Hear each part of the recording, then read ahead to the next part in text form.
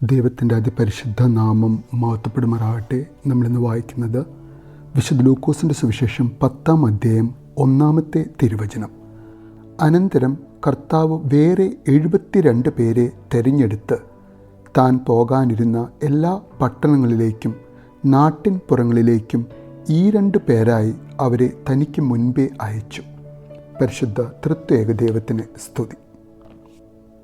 ഈ അധ്യായത്തിന് തൊട്ട് മുൻപുള്ള വിശുദ്ധ ലൂക്കോസിൻ്റെ സുവിശേഷം 9-ാം അധ്യായത്തിൻ്റെ തുടക്കത്തിൽ യേശു തൻ്റെ 12 അപ്പോസ്തലന്മാരായി തീർന്ന ശിഷ്യരെയും വിളിച്ച് അവർക്ക് സകല പിശാചുക്കളുടെ മേലും അധികാരവും ശക്തിയും കൊടുത്ത് രോഗസൗഖ്യത്തിനുള്ള വരദാനവും ദൈവരാജ്യം പ്രസംഗിക്കുവാനുള്ള പ്രാവീണ്യവും കൊടുത്ത് ഗ്രാമങ്ങൾ തോറും ചുറ്റി സഞ്ചരിക്കുവാൻ അയക്കുന്നതാണ് നാം കാണുന്നത് എങ്കിൽ, ഇവിടെ ഈ 10-ാം അധ്യായത്തിൻ്റെ ആരംഭത്തിൽ താൻ വേറെ 72 പേരെ തിരഞ്ഞെടുത്ത് താൻ പോകേണ്ടിയിരുന്ന പട്ടണങ്ങളിലേക്ക് തനിക്ക് മുൻപായി ഈ 2 പേരായി അയക്കുകയാണ്. എന്തായിരുന്നിരിക്കണം യേശുവിൻ്റെ ഈ 72 പേരെ തിരഞ്ഞെടുക്കുന്നതിനുള്ള മാനദണ്ഡം? ഈ 72 പേരിൽ 2 പേരായിരുന്നിരിക്കാം തന്നെ അനുഗമിക്കുവാനായി യേശു തൊട്ട് മുൻപ് 9-ാം അധ്യായത്തിൻ്റെ അവസാന തിരുവചനങ്ങളിൽ ക്ഷണിച്ചത്.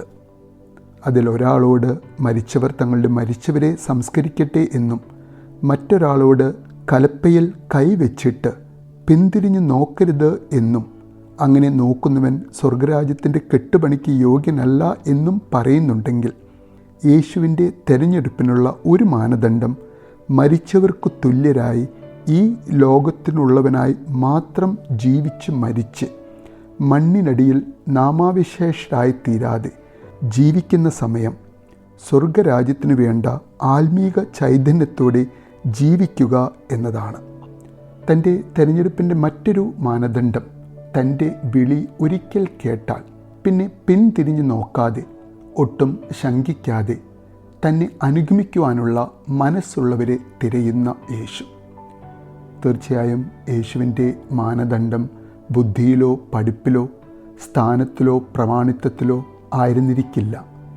ഹൃദയവിശുദ്ധി, തന്നിലുള്ള വിശ്വാസം, അനുസരണത്തോടെയുള്ള ദൗത്യബോധം, ഒരാളുടെ മനസ്സിൻ്റെ സന്നദ്ധത, ഇവയെല്ലാം വായിച്ചറിയുന്ന യേശുവിന് ആ തിരഞ്ഞെടുപ്പ് വളരെ എളുപ്പമായിരുന്നിരിക്കണം.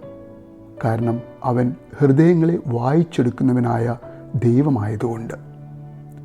ഇന്ന് നമുക്കും ആ 72 പേരുടെ ന്യൂ ജനറേഷൻ റെപ്രസെൻറ്റേറ്റീവ് ആകുവാൻ ആഗ്രഹിച്ചാലോ?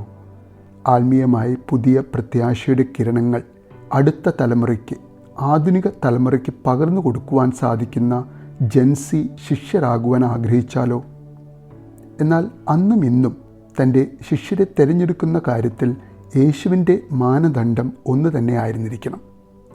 വിളി കേൾക്കുവാൻ തയ്യാറാകുന്ന ഹൃദയങ്ങൾ, അനുസരണവും വിനയവും പ്രകടിപ്പിക്കുന്ന ഈ 2 പേരായി അയക്കുമ്പോൾ ടീം സ്പിരിറ്റോടെ പ്രവർത്തിക്കുവാൻ സാധിക്കുന്ന, ദൗത്യബോധവും ദിശാബോധവുമുള്ള, ലാളിത്യ ജീവിതം നയിക്കുവാൻ തയ്യാറുള്ള, സമാധാനത്തിൻ്റെ അന്തരീക്ഷം വ്യാപിപ്പിക്കുവാൻ കഴിവുള്ള നാം ഓരോരുത്തരെയും അവൻ്റെ ജൻസി ശിഷ്യരായി തിരഞ്ഞെടുക്കുവാൻ ആഗ്രഹിക്കുന്ന യേശു.